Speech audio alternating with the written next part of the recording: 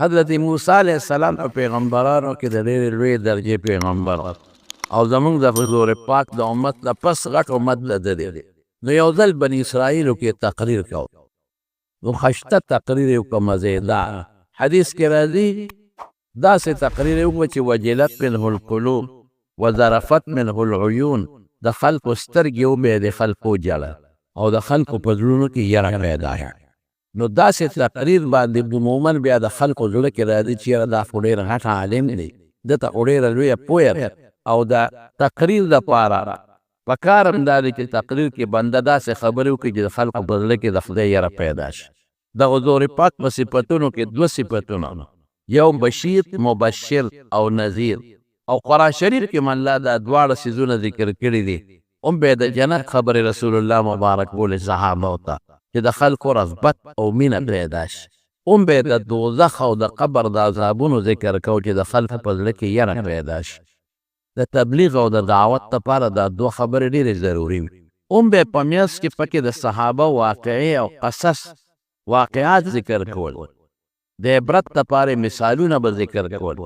واعظ او مقرر له دا څیزونه پکار دي. دا نه چې ټول عمر دې د یارې خبرې کوي، نه، یارول به هم کوي او د جنت خبرې به هم کوي، د خوشحالو خبرې به هم کوي، د الله وحدانیت د الله قدرت مقاصد به هم بیانوي او د عبرت لپاره مثالونه یا واقعات ذکر کول. واقعات هم صرف دې دپاره چې خلک پرې وخندي او خلک پرې وژاړي، نه، هغې کې ډېر حکمتونه چې خلک په هغه حکمتونو او په هغه مقاصدو باندې پوه شي. نو خلکو وژړل او د خلکو زړونه ویرېدل، نو چې تقریر اخلاص کړو یو کس ورپاسېدی، وی ستا نه زیات پوه انسان بل څوک شته؟ حضرت موسی علیه السلام ورته ویې لا، انا اعلم الناس، په دې خلکو کې زیات پوه دی. نو خبره ټیک وه، خبره دروغ نه ده. پیغمبران د دروغو نه محفوظ دي، ولې پیغمبر د امت نه زیات عالم دی. پیغمبر خو د الله نه ډایرکټ راغشتل کوي، امت ته رسول کوي. پیغمبر استاد د امت لپاره او پیغمبر بعضې ځینو په سترګو لیدلي دي، امت خو اورېدلي وي، هغه په سترګو لیدلي دي. نو د سترګو لیدل جدا شی دی او اورېدل جدا شی دی. نو پیغمبر د ډېرو څیزونو مشاهدات کړي دي، لیدلي کړي دي، او امت خو د پیغمبر نه اورېدل کوي. بل دا دی چې پیغمبر چې کوم د شریعت څیزونه هغې کې خدای پاک هغه ناپوهه نه پرېږدي، فوراً یې خبروي، زړه ته زړه ته ورته اچوي، په فرشته رالیږي زړه ته ورته اچوي. امت خو داسې دي. نو خبره بالکل درست وه، رښتیا وه، لیکن تعبیر لږ مناسب نه و، ځکه دا انا لفظ یې و چې زه زیات وایي. نو په دې رب العالمین دا پیغمبر که داسې لفظ وایي، نو هغه له فوراً خدای پاک د هغې لږه ګونه ورکوي. حالانکې ګونه لوی سړی لوی شخصیت پیغمبر، خو چې داسې لفظ ترې وځي نو رب العالمین فوراً ورته تنبیه ورکوي، خبرداری ورکوي، خبرداری به ورته وکړو. فوراً رب العالمین ورته وایي چې اوس تا نه یو پوه انسان خو شته؟ تا وایي زه پوه یم، یو پوه انسان در سره شته، هغه داسې دی چې هغه سره بعضې څیزونه دي ما ورته ښودلي دي چې تا ته مې هغه نه دي ښودلي. نو دا قانون دی چې د انسان په زړه کې د طلب جذبه وي، د پوهې جذبه وي. نو د پیغمبر په زړه کې هر وخت کې د علم او د پوهې جستجو او طلب وي. نو چې رب العالمین ورته وفرمایل چې ستا نه یو پوه انسان بل شته، نو هغه وایي چې الله کوم ځای دی، زه به دې څنګه مونمه. نو رب العالمین ورته یو نښه وښوله، یو کب به والې په یو زامبیل کې، په یو تیلی کې به یې ځان سره والې او زه روان شم. د دوه دریابونو سنګم چې کوم ځای دوه دریابونه یو ځای کېږي، هلته به ورسېږي چې کوم ځای د کب روږ شو، نو هلته به تا ته سړی میلاو شي. موسی علیه السلام وایي اوس دې نه څه معلومېږي؟ زه تاسو سره حکمتونه او خبرې کوم. یو خو ما درته ووایي چې واعظ داسې تقریر پکار دی مې درته بیان. دویم دا دی چې ځان ته به دا نه وایي چې زما نه پوه څوک نشته، زه ښه پوه یم. وفوق کل ذي علم علي، د هر پوه د پاسه بل پوه شته. یو سړی به ډېر لوی عالي دی، یو مسله به یې هغه ته به نه معلوم، او بل به د هغه نه رکوټې عالم هغه مسله به هغه ته معلوموي. دا لازمه نه ده چې یو ډېر لوی عالم نه وي او هغه د عقل کلی او هغه سره د علم کلی او ټول ارس هغه ته یاد زموږ حضرت امام ابو حنیفه رحمت الله علیه په ډېرو مسلو کې ترخص شوی دی او امام صاحب به ویلا ادري ما ته پته وي د امام مالک رحمت الله علیه څومره لوی محدث دی او د هغه نه په یو مسله کې تپوس کېږي اووه مسلو کې په بله موقع 30 مسلو کې چې تپوس شوی دی وی لا ادري ما ته پته نه لګي او په خپله رسول الله مبارک ته تپوس شوی دی یسألونک عن الروح نو پیغمبر مبارک چپوالی اختیار کړی دی او د وحی انتظار یې په بله موقع کې د رسول الله صلی الله علیه وسلم نه تپوس شوی دی او پیغمبر مبارک جواب نه دی ورکړی د وحی انتظار یې کړی چې کله وحی راغلی جواب یې ورکړی نو د پیغمبر نه لوی خلق ونه نو دا به نه وی دې آیت نه دا معلومیږي چې دا به نه وی چې زه پوهېږم او د ټول نه زیات پوهېږي څوک د مسلې تپوس وکړي دا مسله جواب ورکړه که نه وی کتاب بدله وګوره که نه وی سبا راشه چې نه لري بیا بل چا نه تپوس هېڅ خبره شعر نه نو فورا او بله دې څه مسله معلومېږي بل دا چې درته پته ولګي چې ستا نه لوی عالم بل ستا نو طلب ته لاړه تپوس ته وکړه د مسلو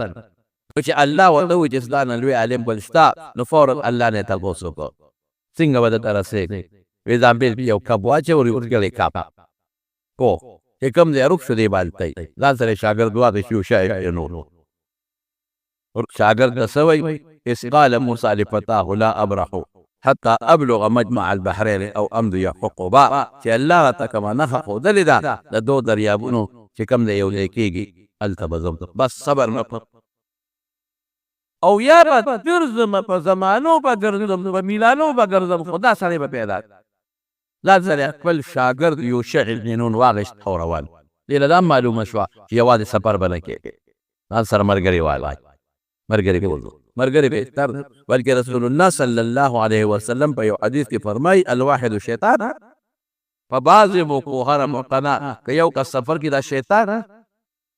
ولستان شیطانان او چې دوه دي شیطانان دي والثلاثة رتب چې زی درې کسه دی خو دا ګورې بعضې موقعو کې په بعضې موقعو کې دوه کس هم سفر کولی شي په بعضې موقعو کې یو کس سفر منه دی چې په ځنګل او په صحرا کې دی یوازې منه دی دوه به بوځي په بعضو کې د 2 سفر منه دی چې خطرې درې کسان ته سفر لاړ شي بعضو کې 4 کسان ته سفر لاړ شي ولې که دا یو پکې ناجوړه شي یو کس پر دی مریض خدمت وکړي 2 کسه به لاړ شي هغې له د دارو ګلمړو او د ډوډۍ د انتظار وکړي نو دا علما په حالاتو باندې بنا کوي چې حالاتو کې وګوره کله د یو کس سفر هم صحیح دی کله به 2 کوي کله 3 کله 4 ځان سره ملګري واغی یوشع ابن نون الله هغه نه صوفوله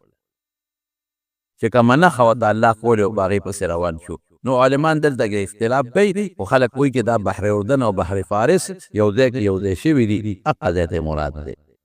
اوس هم وایي په اردن کې دا ځای شته څوک نور ځایونه هم ښیي خیر دا تاریخي خبرې د زمانه په کې ډېره تېره شوې ده دواړه روان شو هغه ځای له ورسېدل چې کوم ورته نشاندهي شوې وه چې هلته ورسېدل نو حضرت موسی علیه السلام هلته سم لاس ډړی ووال وده شو یوشع ابن نون چې کومې شاګرد دی هغه ناست دی ویښتې څوکۍ کوي د خپل استاد ناتیلی راواغېست هغې کې خوراک دی ګوري چې زه خو اوږ یم چې څه خوراک وکړم خو چې د تیلی نه څنګه هغه مزې کولو کړه او تیلی یې کولو کړه نو هغه چې کوم کب و هغه جمدې شو وړقېد حدیث کې راځي تحرکه وړقېد او ټوپ یې کړی او دریاب کې وردننه شو د دریاب په غاړه یو تیږې ته موسی علیه السلام ډړوالې کب وړقېد او ټوپ یې کړ دریاب ته وردننه شو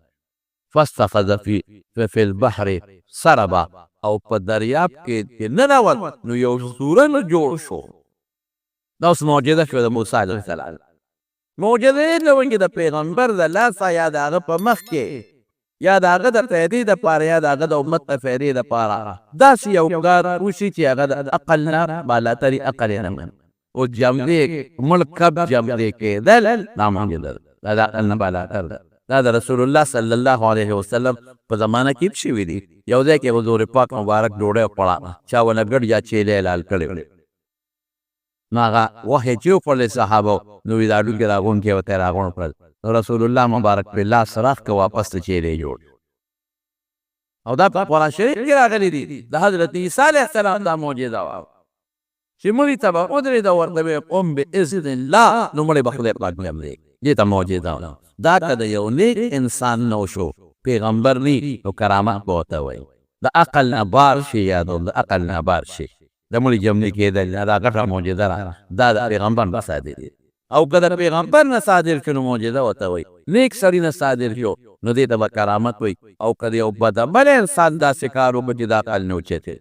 مونځ نه کوي یا بدعمله دی نو ګورې دا به سحر او جادو وي ګورې دې پسې به نه ځي بعضې وخت دې وخت کې د ساحران دي او په سکرو د پاسه ګرځي بعضې وخت کې جادوګران دي چاړه په خولې منډي بعضې وخت کې جادوګران دي شیشې راولي چکونه پیدا کوي بعضې وخت کې جادوګران دي چاړه به په خېټه درته ومنډي ستا په مخ کې دا جادو وي نظربندي وي د دې خپل مختلف قسمونه دي دا څه نیکي نه ده دې کې شاګردي استادي کوي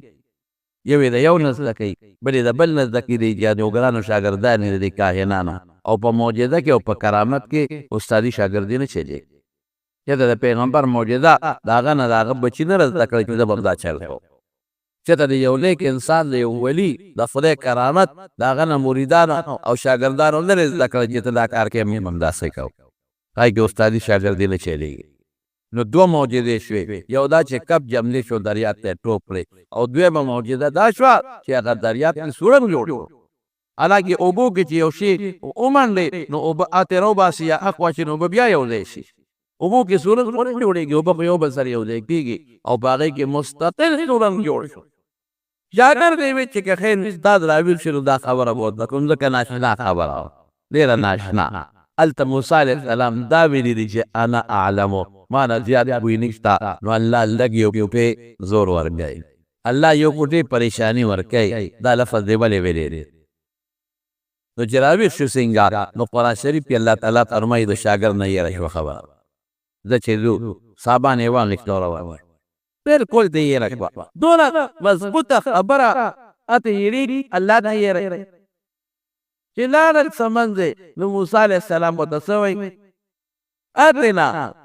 غداءنا لقد لقينا في سفرنا هذا نصبا الا بچې راوباسه ناشته راوباسه ستړي شو رسول الله صلی الله علیه وسلم فرمایي وی چې دا کم دی ورته الله نشاندهي ګړې وه که نه دغې پورې نور ستړی شوی هسې د ملګري د خاطره ډډواله وه خو چې د هغه ځای نه واوړېده نو ستړیوالی پرې راغله یو شواروز تقریبا مزل یې وکړه بعضې علماو لیکلي دي څوک یو ورځ مزل یادوي مزل ستړی شوم وایي چې وی اتنا غداءنا ناشته راوباسه خوراک راوباسه نو بس شاګرد کې تیلی ته ګوتې اوهو ما نه خو هېر شو صاحب ما نه خو هېر شوي وي ارهیت اوانه الا الصخره چې کوم دی موږ تیږې ته ډډوان یم فإني نسيت الحوت اکب خو مې هېر شوي وما انسانيه الا الشیطان ان اذکره ما نه شیطان هېر کړی دا ظاهري اسباب حق خالق و الله دی خو ظاهري سبب شیطان فتخذ في البحر سربا اخو ما نه هېر شوي هلته په هغه کب جمدې شو دریاب ته یې ټوک کړو سورن ته جوړ ما نه خو شیطان دا خبره هېره شیطان په بل طرف ور واچولم نه هېره کړله موسی علیه السلام فی ذلک ما کنا نبغي فارتد علی آثارهما قصصا وی همدغه پسې مونږ روان یو همدغه ځای پسې زه چې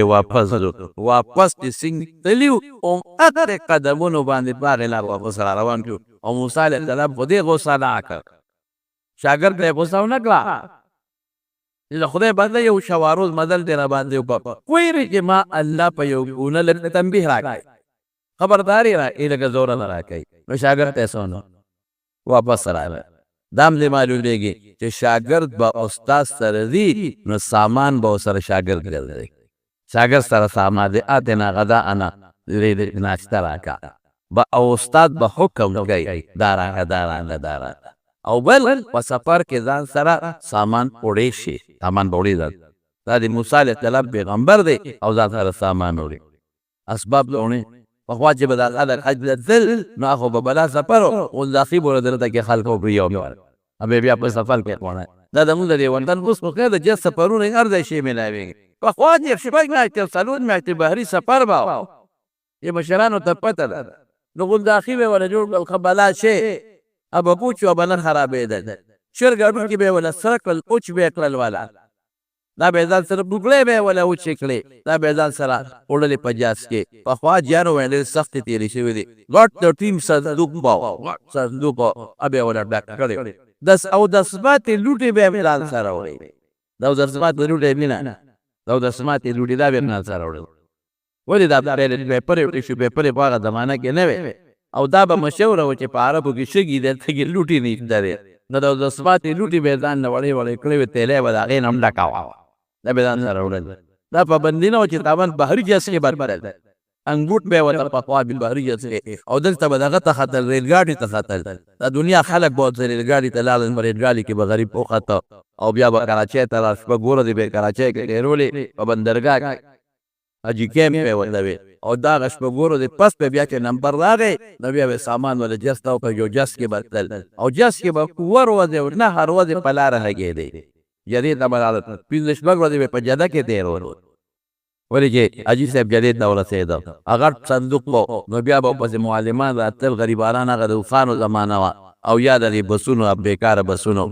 دا به مکې مکرمې ته شپږ میاشتې څلور میاشتې به دې خواران په مکه کې تېرول اوس هم زموږ طالبان چې راځي نو دا پلاران ولا څوک ولا سوجي سره کې ورسره پرتی څوک ولا غونځاخي مور پلار په دغه کې نو طالبانو سره خو ملګري وي نه غولې غوندې جیب کې واچوي نو بار بار مریض ته وځي چې ورکه د بشیر جان په جان ملګري چې سره پیو خو دا غوځار دا غوځار لا د غري دا څه ورته ویل کېږي دې خو لس ټول غونځاخي په یو ځل کولې ورغونډوي نو دا مسایل د دې نه معلومېږي چې په سفر کې دې ملګري بوځه سامان به سره ملګري وځي ملګري ته ویلی شي دا شی راله او د خوردنو سامان به وړې ګورې دا پیغمبر دی توکل دې ته نه وایي چې اسباب مې استعمالوه زه اکثر طالبانو ته وایم حضور پاک مبارک چې غار حرا ته تللی و قرآن نازلېده نو ستوان ورسره پراته حضرت خدیجې رضی الله تعالی عنها به ستوان وړل په خپله او به ځان سره وړلې نو قرآن نازلېږي الله سره څومره مضبوط نسبت دی بیا به ورسره پرتې دی ستوان نو اسباب به استعمالوي یمن خلک به راتلل حج ته وایي په خدای توکل کوو هېڅ به یې نه راوړل په خدای توکل کوو نو چې رابلل هلته به د خلکو نه بیا سوالونه کول الله وایي وتزودوا فإن خیر الزاد التقوی ځان سره چې په سفر دی توښه وړه بهترینه توښه همدغه چې د سوالونه کې د خلکو نه ونه غواړئ چې په سفر دی که تبلیغي سفر کې دا بعضې دوستان دي او که په هر سفر دی نو ځان سره ملګري ځان سره توښه وړل دا ضروري دي نو واپس راغلل چې واپس راغلل هغه تیږې له راورسېدی نو بعضې علما وایي یو جزیرې ته لاړل وګورې بعضې مفسرینو لیکلي دي او د امام بخاري رحمت الله علیه د ترجمة الباب هم دا معلومېږي باب ذهاب موسی الى الخضر فی البحر هغې نه علما دا معلوموي چې هغه کوم سورن جوړ شوی و د کبو دوی دواړه په هغه سورن کې وردننه شو لاړ موسی علیه السلام ته خو الله دا کوي بعض حضرات دغه تک یو شینه وه هغې ته عین الحیات وایي وایي د هغې یو ساس کې اوبه په کب پرېوتې او چې هغې نه یو ساس کې اوبه په کب پرېوتې نو هغه عین الحیات ته جون وچېده نو بیا کب جمدې کېده خو دا هسې مرجوحه غوندې خبره ده دا د موسی علیه السلام معجزه ده په هغه سورن کې لاړ یو جزیرې ته ورسېدی چې هلته لاړ یو سړی او په څادر کې ځان یې غځېدی نیم څادر یې د خپو نه تاو کړی او نیم څادر یې د سر نه تاو کړی او په یو میدان کې ملا دوی پې سلام واچو السلام علیکم ورحمت الله وبرکاته دا بله مسله راودله چې کله هم څوک یو ځای ته ورشي نو سلام اچوي دا هم معلومه شوه که یو سړی لوړ په سملي بلکل سملاستېدی شي دا هم معلومه شوه چې څادر کې سړی ځان کون غالب سملي بلکل ثابت دا خبره سلام یې څنګه واچو هغې ورته څه وایي انا بارضک السلام دلته خو سلام نشته په دې علاقه کې څوک سلام نه پېژني تا سلام څنګه واچو دی ورته وایي انا موسی زه موسی علیه السلام زه موسی پیغمبر او موسی چې وي پیغمبر نو ما ته الله سلام ښودلی دی او ورته څه وایي موسی بني اسرائیل د بني اسرائیلو پیغمبر موسی یې وی او هغه یم دیره دا معلومه شوه چې حضرت خضر عالم الغیب نه دی د غیب علم نشته که د غیب علم وي نو تپوس یې دې ولې کوه چې تاسو سلام څنګه واچو څوک یې او چې بیا ورته وایي انا موسی ورته ځان مې خو چې زه موسی یم نو که د غیب علم وي نو تپوس به ترې نه کوو پېژندلی به وو. که د غیب علم ورسره وي نو بیا به یې تپوس نه کوو چې ام موسی بني اسرائیل د بني اسرائیل یم اوسې، بیا به یې ورته ویلو چې او ما پېژندلی ما له خدای د علم راکړلی. د غیب علم ورسره نه وي. د غیب علم رب العالمین سره دی. قل لا یعلم الغیب الا هو، بغیر د الله نه د غیب علم بل چا سره نشته. غیب څه ته وایي؟ غیب هغې ته وایي چې د انسان د حواسو او د بداهت عقل نه بالاتر او اوچتې ما غاب عن الحواس و بداهت العقل. څه له راغلی علیه السلام ورته وایي دې له راغلی ما لتعلمني مما علمت رشدا، چې تا ته الله پاک څه شی ښودلی دی ما ته الله ویلي دی چې ما ته هم د هغې نه داسې څه وښیې چې ما له د هغې نه یو فایده مې نه وشي روشن. له راغلی او ورته څه وایي؟ وی موسی ګوره غوږ دلته اوس کېږي إني على علم علمني الله، ما له خدای هغه علم راکړی چې الله راته ښودلی دی. لا تعلمو دا ته په هغې نه پوهېږي. وإنك على علم، او تا سره یو علم دی علمك الله چې تا ته الله ښودلی دی لا اعلمه، په هغې زه نه پوهېږم. تا له خدای جدا علم درکړی دی، ما له خدای جدا. زما په علم ته نه پوهې، ستا په علم زه نه یم پوهې. ډېر هم معلومېږي چې حضرت خضر عالم الغیب نه و. که د غیب و عالم وي بیا به یې ورته داسې نه ویلې، بیا به یې ویلې ستا علم هم زما او زما زما. نه، ما سره چې کوم علم دی تا سره نشته. تا سره چې کوم علم دی ما سره. زما علم داسې دی چې انک لن تستطیع معي صبرا، ته ما سره هغې کې صبر نشي کولی، ما سره نشي ټینګېدلی. صبر ټینګېدل ورته ویلې کېږي. او ستا به روزانه جګړې کوي ځکه په هغې ته پوهېږې نه، ته ته پته نشته، نو ته هغه کې ما سره نشي کولی. ستجدني ان شاء الله صابرا ولا اعصي لك امرا. موسی علیه السلام ورته فکر مه کوه، زه به صبر کوم، ته به ما صابر کوونې، او ستا نافرماني به نه کوم وسو ته به څه پوهې کا. نو حضرت خضر ورته څه وایي؟ وایي ښه یو کار درته ووایم نه، وایي که داسې یو کار دې زما نه ولیده چې هغه ستا د عقل نه بالاتر و او تا په هغې نه پوهېدې، نو ما نه به تپوس نه کوې، خپله به تا ته خبر ښکاره. صبر به کوې، صبر به کوې، ما باندې به فوراً اعتراض نه کوې چې دا دې ولې وایي، دا زه درته د هغې تشریح کوم،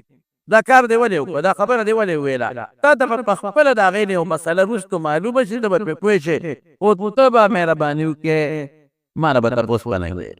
دې دا معلومېږي دا مسایل چې چا نه شاګردي کې تپوس ته وکړه. تا سره چې سبق به یم، تا سره شاګردي به هم شته، اجازه شته او که نشته. ګوره موسی علیه السلام چې باقاعده تپوس کوي،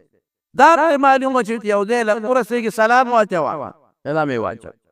دا هم معلومه شوه چې د یو سړي نه تپوس کولی شي چې څوک یې.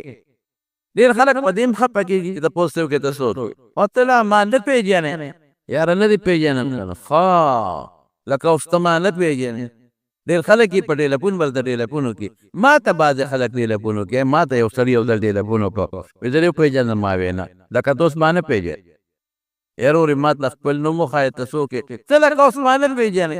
خدای پاک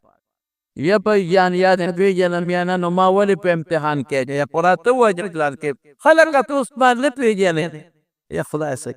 دوه درې ځله ویل، نو چې دوه څلور ځلې ویمې او بلکل دې نه پېژنم. څه ویې ولې نه پېژنم که ضرور راته ویې او دوست هم که ته پېژنې هغې د پاسه راته دوست هم څه پېژنې. نو مې د غیب عالم ته ویل د خدای نیکبخته ځان هم پکړه وکړې چې ما هم پکړه وکړې چې نو ما ته ځان وښیه، وایي تا سره په پلانکي حج کې نوم یو ځای شوی. واه واه ماشاءالله، حج کې را سره یو ځای شو، حج کې خو بلا کسان ما سره یو ځای شوي، ما ته څه پته دی، زه څه خبر موږ خو چې پرون دلته میلاو شي رانه سبا یي، نو ته ما سره چې د شل پنځه کاله مخکې په حج کې میلاو شوي او ته ما نه پېژنې. اوه خدای پاکه، نو بعد سادهګۍ دا د شریعت خلاف کارونه دي. ها یو ځای رسول الله مبارک ته چا دروازه ولاړه، وی څوک یې؟ وی انا معنا زیما. حضور پاک ودوی انا زه هم زیما، نوم دې ښایه. چې یو ځای ته ورشي نو پکار دا چې سړی ځان راښایي، یا په ټېلیفون چا سره ته خبرې کوې نو ځان وښایې ته پلان کې دې کې څه شرم. زه اکثر خو د شاګردانو ته زموږ ډېر شاګردان یې رانه اکثر یېري چې ګورې ما له راشې نو ما ته دا راته وایي چې ستا شاګرد دی پلانکي کال در سره پاتې شوم، ته به دا سوچ کوې چې زه د پېژندل یم او ما به نه پېژندلی. نو دې کې څه حرج نشته، ځان ښایه. ګوره موسی علیه السلام ورته ځان راښایي او دا تپوس کولی شي زه پلانکي یم، ښه د پلانکي د بنو هغه پلانکي په دې مه خفه کېږه او پلانکي او بیا د استاد نه تپوس هم کولی شي چې یاره ما ته دا سبق وښایه او بیا استاد که په شاګرد باندې شر پرېږدي هم یې ښودی شي دا د شر پې ولګوي چې ګورې که څه داسې مسله دې ولیدله چې هغه ستا د برداشت نه اوچته وه نو صبر به کوې زه به درته خپله به درته دا خبره ښکاره کېږي نو که استاد په شاګرد شر کېږدي چې سهار به سبق وایو مازدیګر به سبق وایو لږ به وایو ډېر به وایو دلته به وایو هلته دا شرطونه به باندې او بل دې دا معلومېږي چې استاد باندې به اعتراض نه کې چې سبق خلاص شي بیا تپوس وکړه سبق دوران کې تپوسونه مه کوه سبق خلاص شي بیا تپوس وکړه او ته به خپله وایې وروسته به بیا پوه شي ډېره ښه دا سړی څوک و حضرت خضر ابوالعباس کونیت نوم یې څه دی د مفسرینو او محدثینو پکې ډېر لوی اختلاف کړی څوک وایي دا د حضرت الیاس علیه السلام و څوک وایي دا د آدم علیه السلام زوی و څوک وایي د آدم علیه السلام نسې و څوک وایي د نوح علیه السلام په نسو کې و څوک وایي د فارس د بادشاهانو کې د یو بادشاه زوی و څوک وایي د شیس علیه السلام زوی و څوک وایي د ده پلار ملکان او بلیا د ده نوم و بهر کې هېڅ پته نه لګي په احادیثو کې داسې ذکر نشته دا زموږ د خلکو خپل سوچونه خپل فکرونه دي خو د خدای بنده و الله په قرآن شریف کې فرمایي چې عبد من عبادنا زموږ په بندګانو کې یو بنده او خضر ورته ولې وایي نو بس زه به یې ته مشوره معنا وکړم اگر چې علما په دې کې نور توجیحات هم کوي وایي چې په اوچه ځمکه به په ډاګه ځمکه کېناسته او پا به سید ابه شنه وه بیا ابه د شیلګۍ به نه جوړوي او څوک یې شنې جامې به یې اغوستی څوک یې د شنو پټو جامې به یې اغوستلې څوک یې شین پټکي یا شنه ټوپۍ به یې په سره وله بهر کې نور الله څوک وایي چې کومه علاقه کې اوسېده هغه سرسبز و ساداب شاداب او شنه وه نو ځکه ورته خضر وایي څوک یې سبزو کار به یې کو بهر کې دا د علمو اقوال دي او مشهوره دا ده چې په یو ډاګه میدان اوچ میدان به کېناسته دا یو روایت کې هم شته ښه او پا به سید یو روایت کې هم شته نو ابه لاندې تکه شنه شوه خضر قدرت شینوالي باندې ویلې کېږي کله تېر شوی دی الله تعالی پیغمبر ورته وایي نو بعضې حضرات وایي د خدای ولي یو نیک بنده پیغمبر راجح قول دا دی چې دا د خدای پیغمبر ولې یو راځي عبد من عبادنا نو بنده خو هر چا ته قرآن شریف کې ویلې شوی دی او عبد من عبادنا د دې جملې نه معلومېږي چې الله ورته عبد وایي دوباره ځان ته نسبت کوي نو معلومېږي دا چې ده کې هغه عبدیت او کومه بندګي عبدیت چې په پیغمبر کې عبدیت ډېر د کمال شوی بندګي الله دې په موږ کې بندګي پیدا نه مرتبه خو د رسالت اشرفه ده اعلی رسول اشرفي او ګورې رسالت په کامل عبدیت موقوفي چې سړی مضبوط بندګي پکې راشي نو الله پیغمبري وایي چې چا کې کلکه بندګي د پروردګار نه هغه خدای پاک پیغمبري نه ورکوي کلکه بندګي پکې وي ګوره دا بندګي صفت ډېر قیمتي شی دی رسول الله صلی الله علیه وسلم چې کله قرآن نازلېږي نو دا صفت یې ذکر کېږي الحمد لله الذي نزل الفرقان على عبده ليكون للعالمين نذيرا الله پاک فرقان قرآن په خپل بنده نازل کړ پیغمبر مبدل ته کې علی رسوله نه وي چې په خپل رسول مې نازل کړ په خپل بنده مې او چې معراج الذي رسول الله مبارک الله نو دا صفت ذکر کېږي سبحان الذي اسرى بعبده ليلا برسوله بنبيه الله نه وایي بل خاص بنده ادب وتل او چې بیا هلته کې ورسره مشرف بالکلام ګرځي فاوحى الى عبده ما اوحى بندګي ډېر قیمتي صفت دی الله دې په موږ کې بندګي پیدا کړي چې هر وخت زموږ د عقیده پیدا شي چې د الله باندې زه به د الله عبادت کوم زه به الله ته سر ښکته کوم حق دا دی چې زه الله ته سر وسجود شم د الله په دربار کې هر وخت کې زاري وکړم او هر وخت کې الله ته خپل حاجت ورښکاره نو یو عبد من عبادنا دویم څه دی دویم راځي قرآن شریف کې الله فرمایي چې دله ما علمناه من لدنا علم ما د خپل طرف نه یو خاص علم علم لدني نو دا من لدنا علما عام انسان علم کېدی شي خو دا ټول چې موږ یو دی خدای عطا څنګه دی من لدنا موږ خپل طرف نه علمناه علم ورکړی وآتیناه رحمتا من عندنا. رحمت په عام انسان کېږي او چې دا رحمتا من عندنا یو کوم راوالی عبدا من عبادنا هم راواخلې او من لدنا علما لفظ هم راواخلې او دا نور حالات موسی علیه السلام راځي دا ټول چې یو ځای کې د دې نه ښکاره د دې خبرې غالب ګومان پیدا کېږي چې دا د خدای پیغمبر حضرت خضر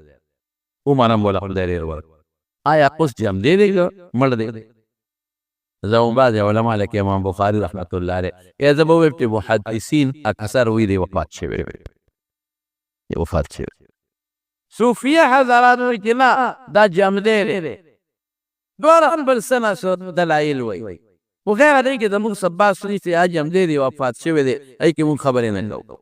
اگر چې دواړه مونږ طالبانو ته وایي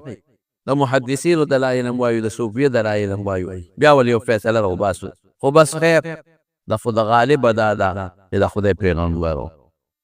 نیک سړی و الله ولې یو خاص علم ورکړی و. موسی علیه السلام او دې دواړه سره روان یوشع ابن نون څه شو نو بعضې حضرات وایي هم ورسره روان دي خو بس چونکې هغه تابع دی نو د هغه ذکر نه کېږي او څوک وایي چې نه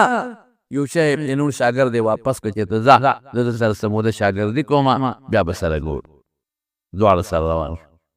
دغه علاقه کې دې خلکو پېژانده چې نیک سړی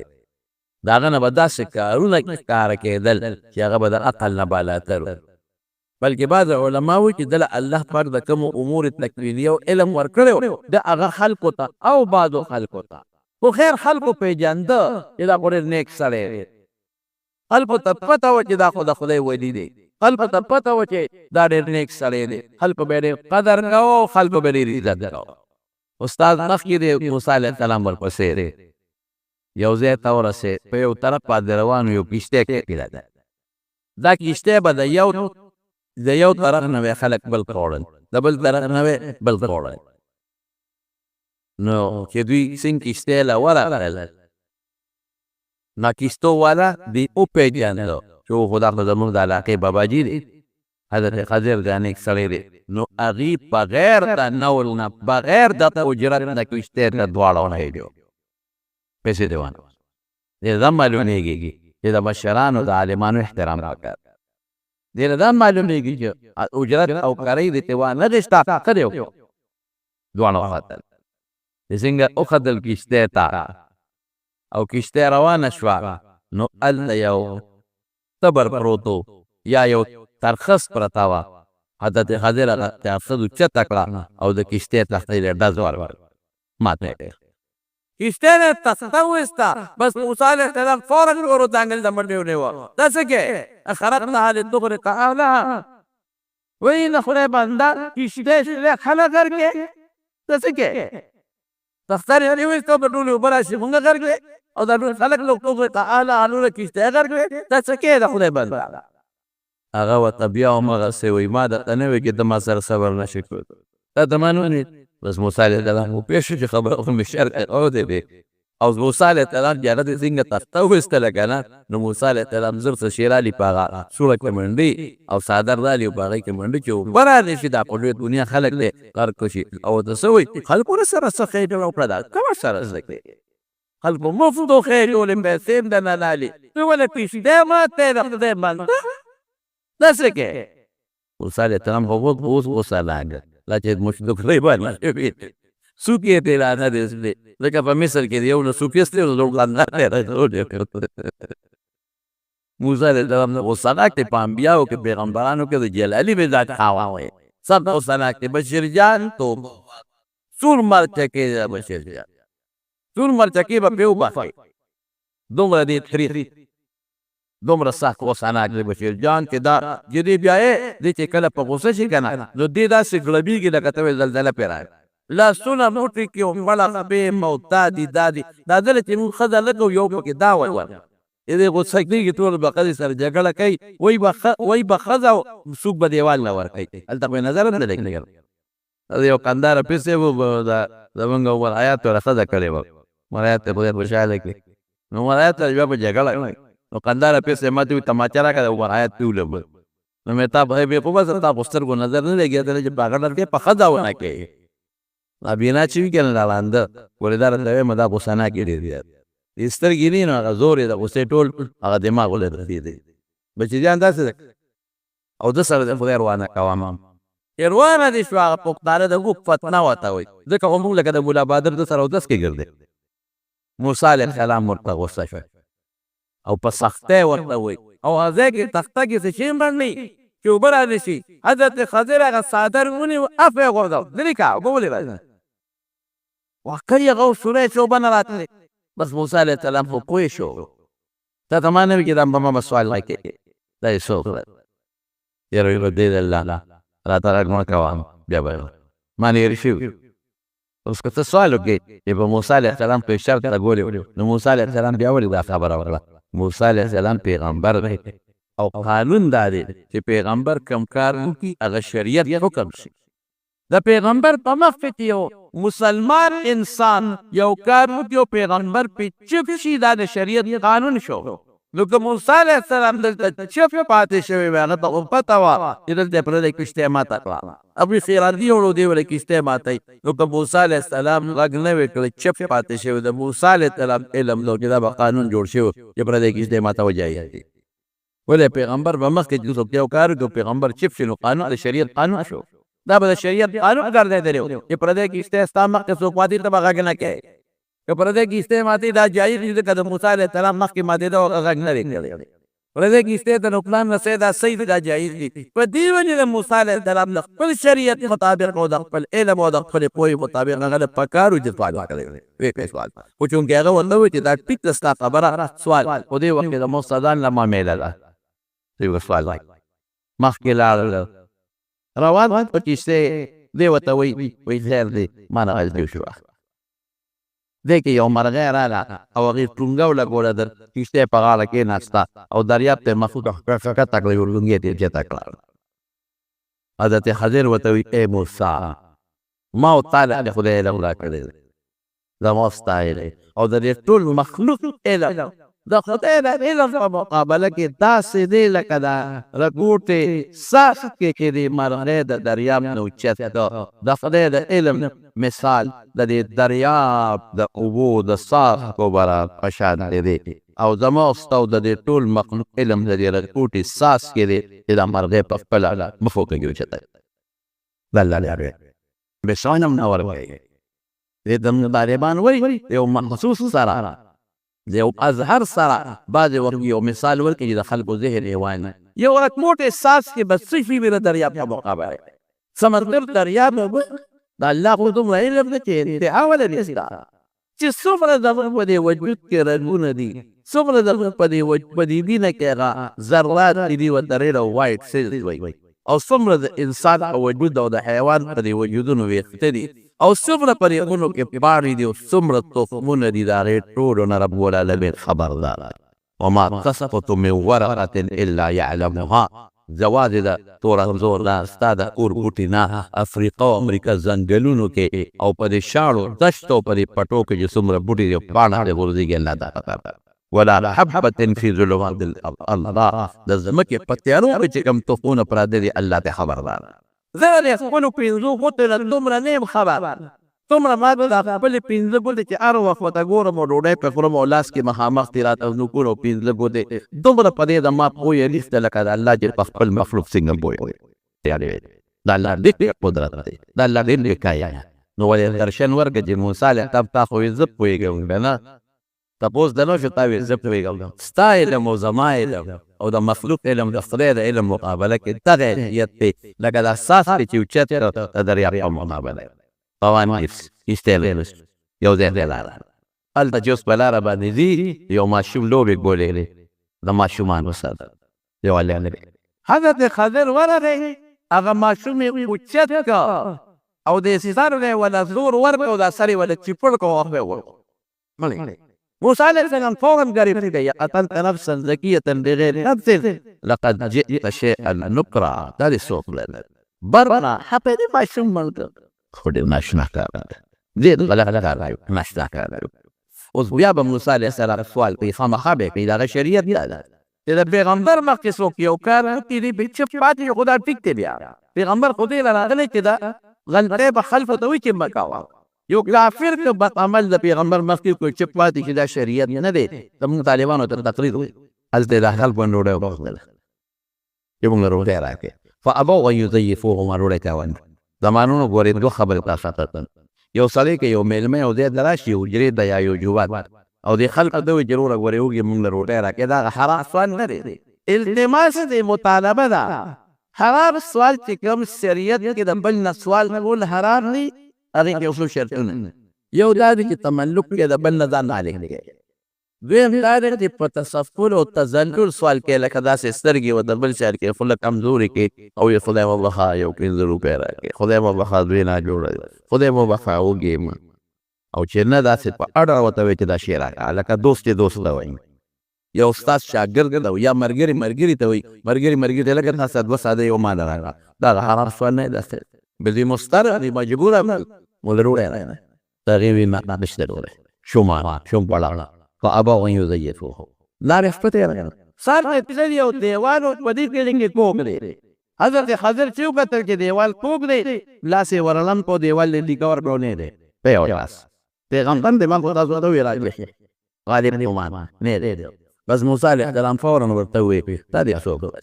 مونږ ته بېګا ډوډۍ وخوړه مونږ له ډوډۍ راکړه ته دیوالونو ته نه دی څه دی داسې خلکو له لکه سزا ورکول پکار دي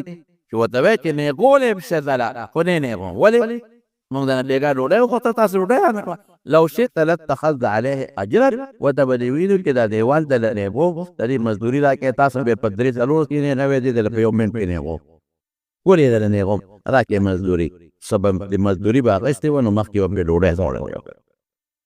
حضرت خضر ورته وایي بار هذا فراق بیني و بینه بعد زما ستا دوره نه کېږي دا خو بار کار باندې ته ماره مټه رانه شي ته خو ما خپل کار ته نه پرېږدې خو چې څه کار کوم ته به ما اعتراض کې چې څه کار کوم ته به ما اعتراض کې ما خو یې ورته ویلو چې زما پویه ستا نسته او دی وایي چې ستا د زما نسته زما ستا پیسه ګرانه ده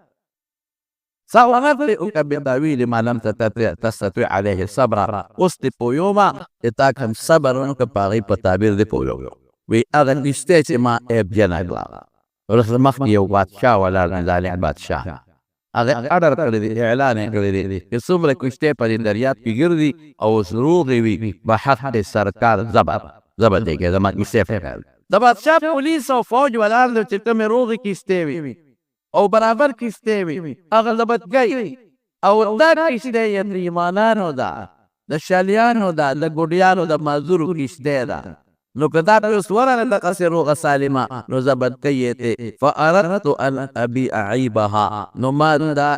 جنه کړه اوس به په بادشاه ورشي چې وګوري چې مړه دا خو ما ته تکړې ده نو دا به بچ شي د یتیمانانو مسکینانو شی به بچ کړ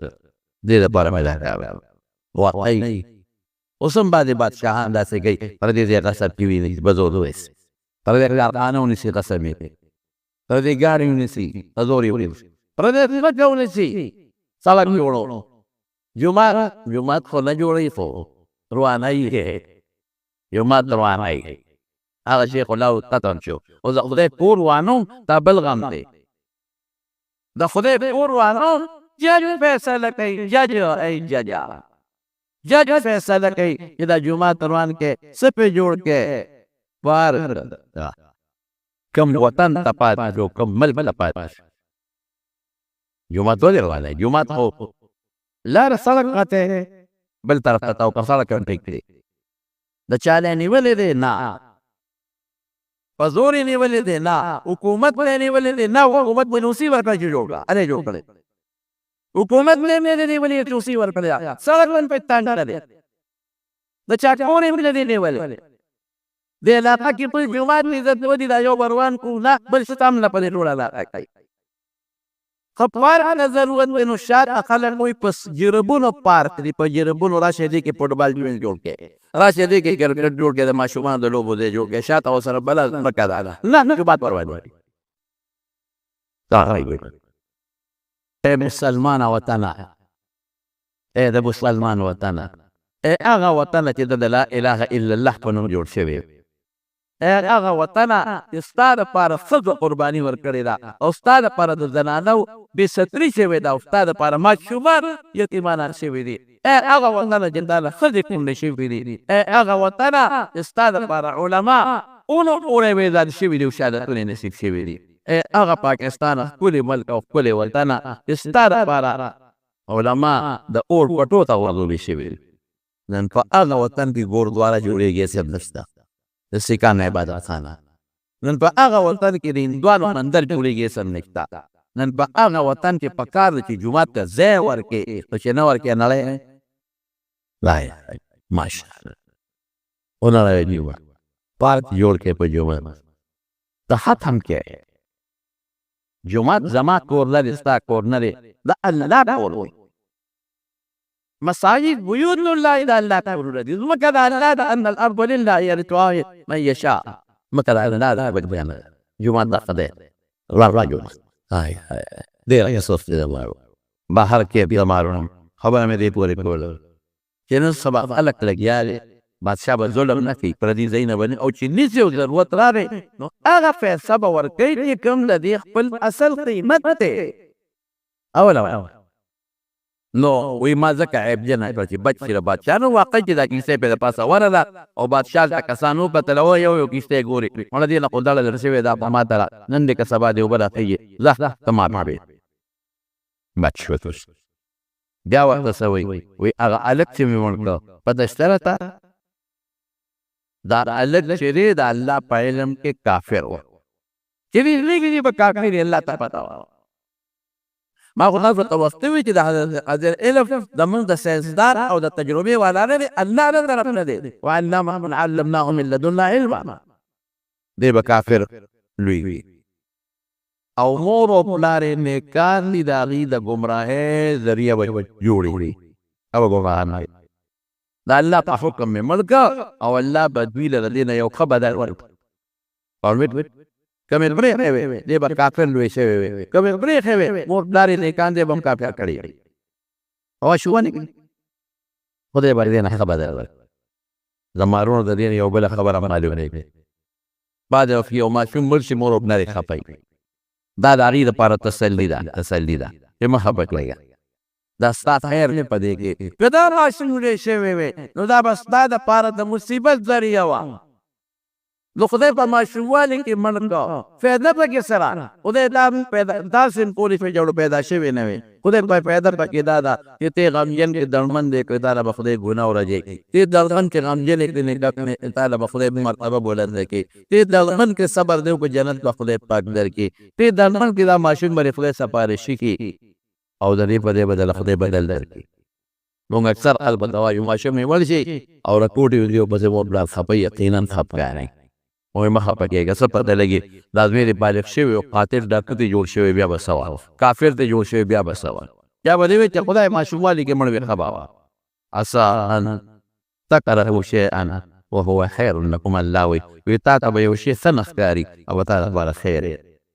عسى ان تحبوا شیئا وهو شر لکم. تا ته به یو شی ښه ښکاري ښه بیا پوهوئ او به تاسو له خطره یې علم ما تاسو ته وایي د الله یې ضرور نشته. اوس پوه شوئ په خبره بعضې وخت کې ماشوم بیا بچې مړ شي خلک خفه یې که نه لیکن ستا خیر الله دې سره ظلم نه کوي، زیاتې نه کوي. تا دې خیر دی دا کال لوی شوي تا له مصیبت او بچي له مصیبت او بس په ماشوموالي کې د نواغش خیر ښه دی. یبلي لهما خیرا څه معنا ده د هغې هلک په ځای وله خدای پاک لور ورکړه مور پلار. اوس به ته وایې چې څه که لور خو خیر دی لکه لور باندې خلک خفه کېږي.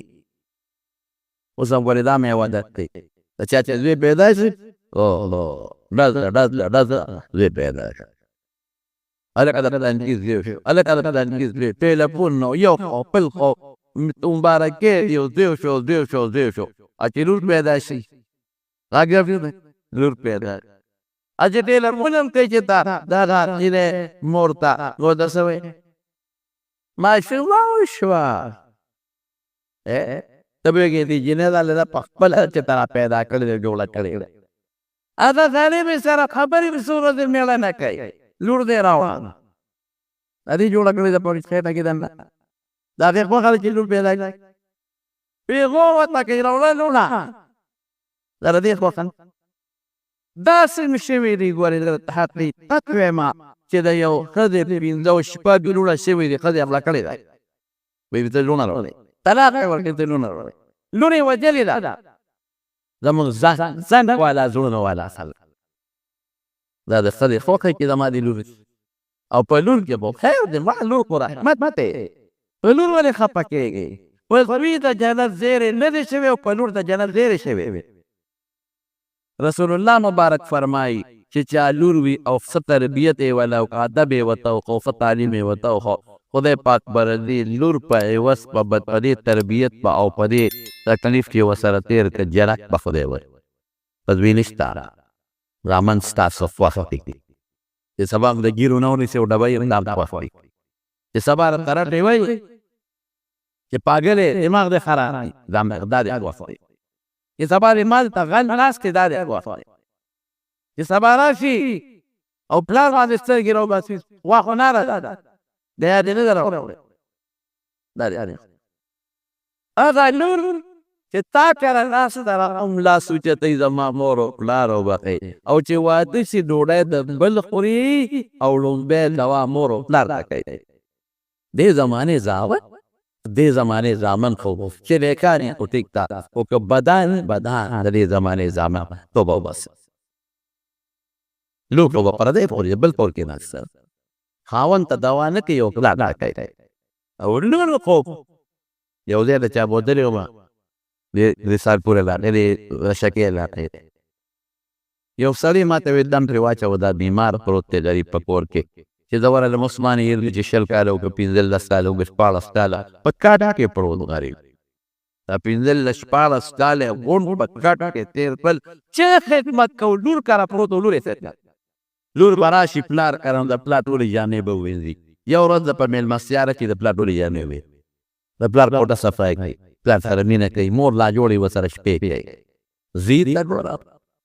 ښځې سره پروت دی نه ده ګوره څه پروا ساتي لور رحمت لور غنیمت دی خو موږ نه پوهېږو موږ هماغه چې خدای کوم شی درته د خدای شکر پیدا د خدای رحم لور ولا خدای وایي الله ولا لور ورکړه هغې له حفظې هواره لور څه وشو اوس حدیث کې نشته خو علماو لیکلي دي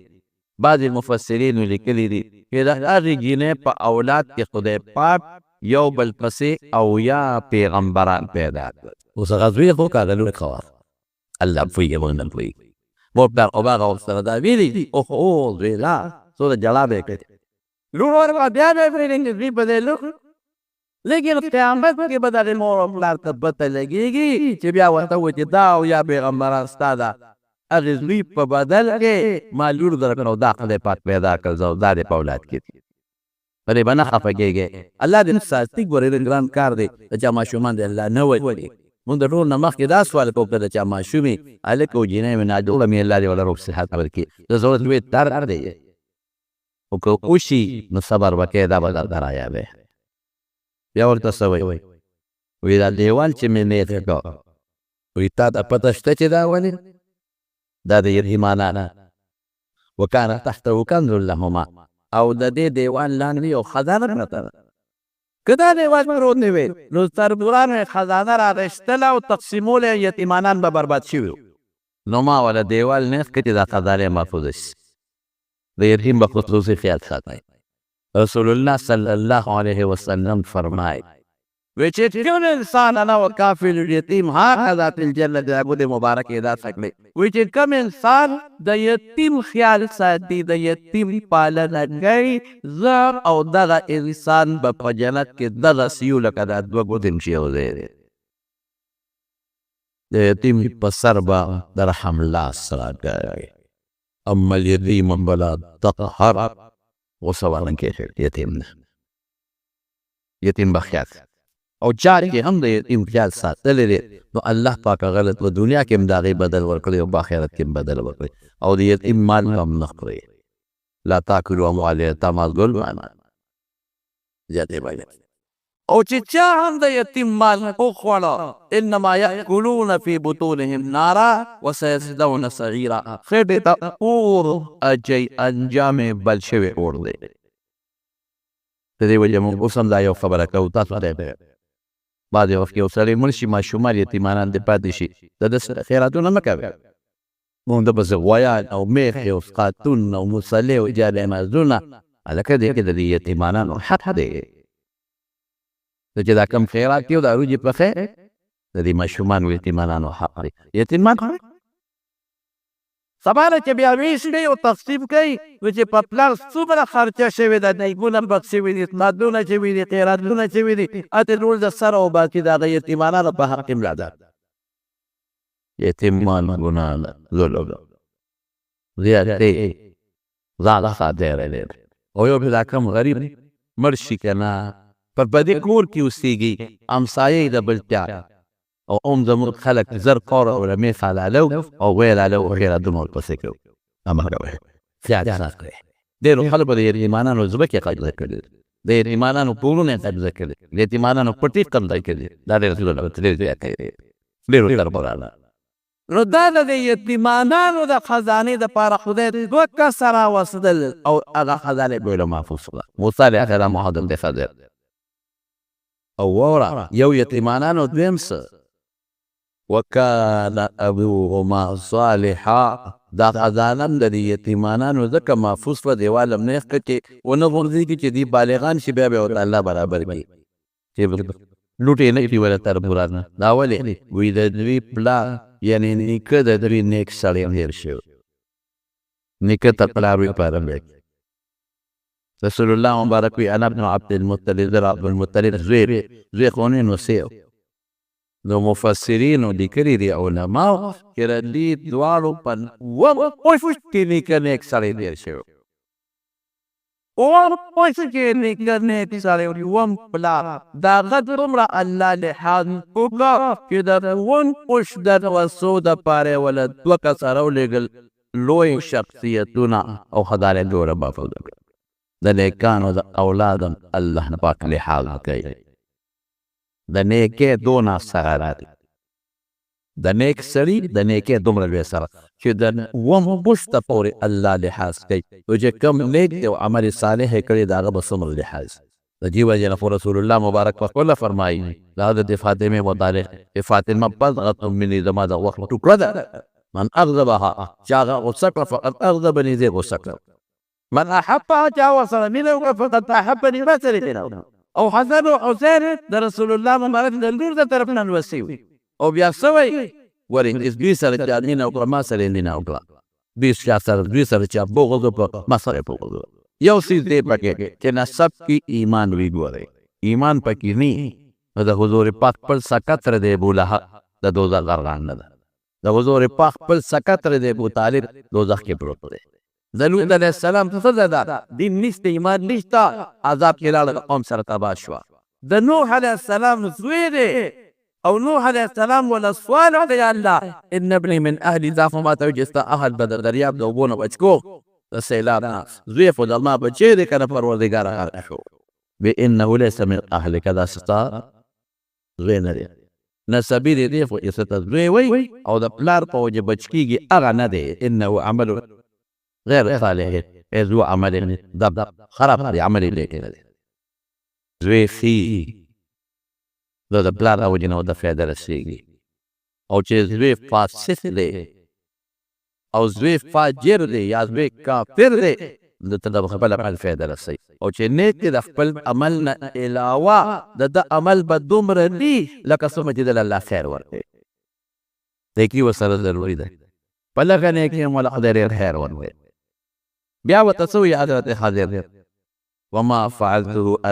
عن امري دا درې کاره چې ما کړي دي دا مې په خپل عقل او په خپل سوچ نه دي کړي دا راته الله وایي چې داسې وکړه الله راغی دا معلومه شوه چې مال جمع کول جایز دی خزانه جمع کول جایز دی دا د خزانه خدای په دوه پیغمبرانو ولا محفوظه کړه خزانه پټول هم صحیح دی چې چا نه پټه کړي پخوا به خلک دا خزانې په دې لوکو کې ښخولې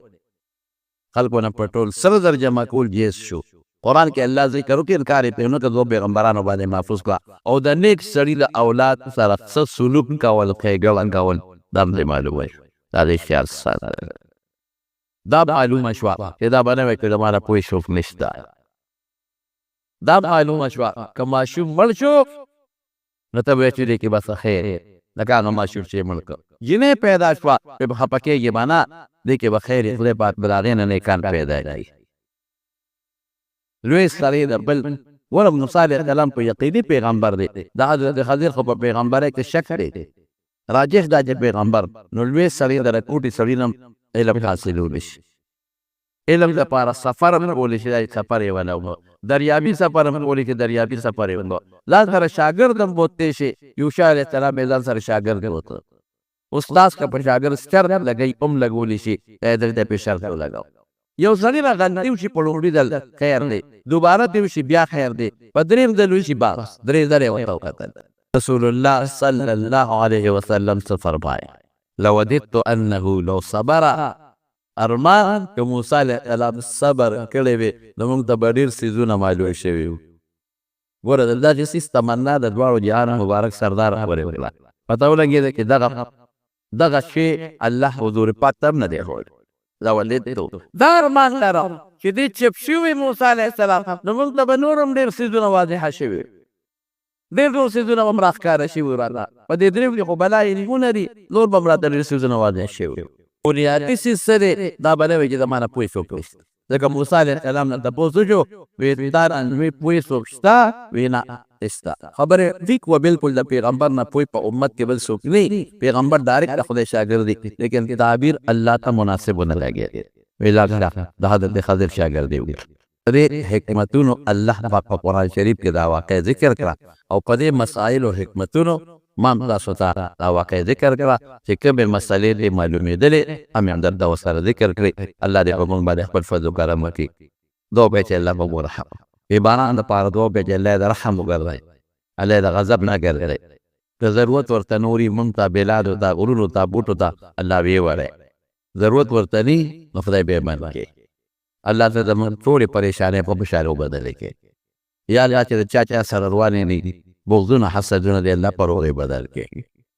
یا الله چې د چا په کورنو کې روانې دي په روغې بدل کړي الله د چا بچي نه نارینه بچي نه یا بچي نه نارینه اولاد ولا ورکړي الله هر قسم مصیبتونو فتنو آفتونو په امان کې وساتي د موبایل استاد یو دوست حاجی نجیب الله صاحب دغه والد صاحب وفات شوی دی درېیمه ده دعا کوي چې الله مغفرت نصیب کړي الله تعالی د آخرت خوشحالۍ نصیب کړي الله ټولو وارثانو او بچو له صبر ورکړي څومره زموږ دوستان دي که درته دي که بار وي الله ته د دنیا او د آخرت خوشحالۍ او برکتونه او عافیتونه پروردګاره نصیب وګرځولی کړي باید انسانو دعا دپاره درخواستونه کړي الله ټولې دعاګانې قبولې کړي خدای ټولې دعاګانې قبولې کړي او الله تعالی ته زموږ د عافیت زندګي نصیب کړي وایي زما دوستان دي څوک بار کې څوک دلته دي د هر چار وخت نوم اخیستلو کې بیا لګریا راځي ټولو نه خدای د خیر او د برکت زندګي ورکړي زموږ د جومات کې د مدرسه کې چا تعاون کړی دی خدای د هغې بدلې ورکړي په دواړه جهانه ورکړي څوم چې لرې لرې ځای نه مېلمانه راځي رب العالمین ته په یو قدم مجرور نصیب کړي چې کوم بیماران دی الله روغ صحتونه ورکړي په کورونو کې کوم بیماران دی الله روغ صحتونه ورکړي خدای د هر قسم آفتونو او د غمونو او د فتنو په امن و امان زندګي نصیب وګرځولی برحمتک یا ارحم الراحمین.